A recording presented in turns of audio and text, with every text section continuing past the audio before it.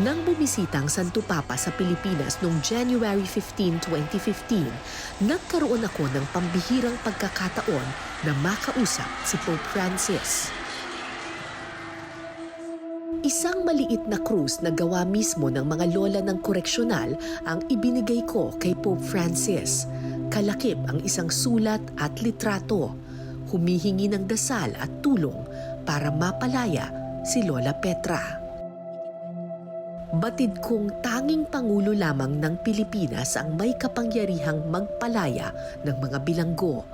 Pero sana, sa tulong ng dasal, makamit ni Lola Petra ang kalayaang inaasam.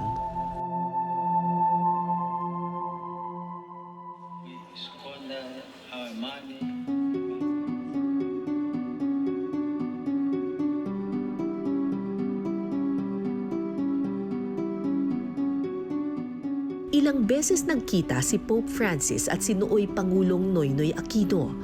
Umasa ako na sana ito na ang daan para mapalaya si Lola sa pamamagitan ng executive clemency.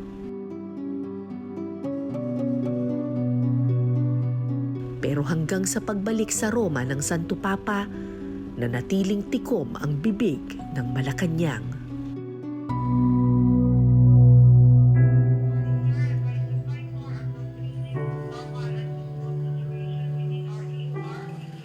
Mabigat ang kalooban kong bumalik sa Women's Correctional. Bigo ako sa aking misyon na mapalaya si Lola Petra. Hi, kumusta po? Pero sa kabila nito, mainit pa rin akong tinanggap ng mga lola ng Dorm 12.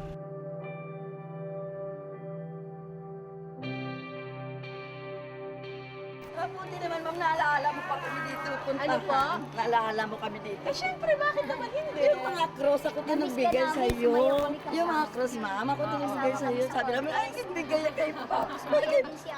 Kita namin eh. Ano? Ay, kumusta po? O, nasa na yung paborito kong lola? Si Lola Petra. Nasa si Lola Petra ko? Lola Petra! Andito ng apo ninyo nagbabalik. Apo ninyo! Katatapos lamang ng kaarawan ni Lola Petra, 92 years old na siya ngayon. Hindi ko alam kung umiiyak kayo o tumatawa kayo, Lola. Diyos ko. Yeah. Diyos ko.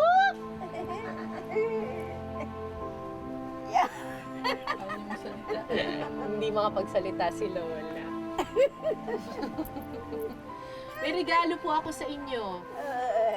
Pero bago ko pa maibigay ang aking regalo, biglang naglabas ng kwintas si Lola Petra. Bigay niyo sa akin to? Souvenir ko. Ako pa talagang bibigyan ninyo ng regalo, Lola. Thank you po. Ako naman, ay, pati bracelet. Ikinuwento sa akin ni Lola na napanood daw niya ako kasama ang Santo Papa.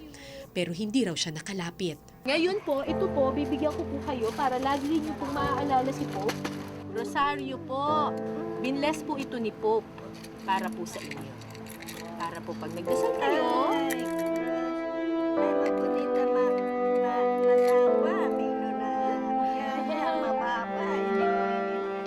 lagi po namin kayong ipagdadasal, Lola. At hindi lang po kami nagdadasal sa inyo, pati po yung Santo Papa. Opo, maawa kayo kating. Nasakit ng anak ko, tagal sulok na hanggang sa Disyembre. Sa Nabimri, wala akong nadala. Sige po. Sinubukan ko siyang patahanin, pero wala siyang sinabi kundi maawa kayo sa akin. Magdasal po tayo. May awa pong Panginoon. Oo, may awa pong Panginoon. Konting hintay lang. Iiyak na naman, Lola. Huwag iiyak. Maawa kayo sa akin. Oh, sige, Lola, ha? God bless you. Salamat kayo. Opo. O, sige po. Salamat, Ata. Thank you rin po. Thank you rin po dito. Salamat. Talay cross ka.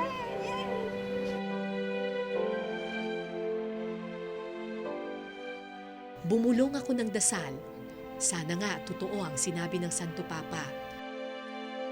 Sana totoo ang kasulatan, pinakikinggan ng Panginoon ang mga pinagkaitan.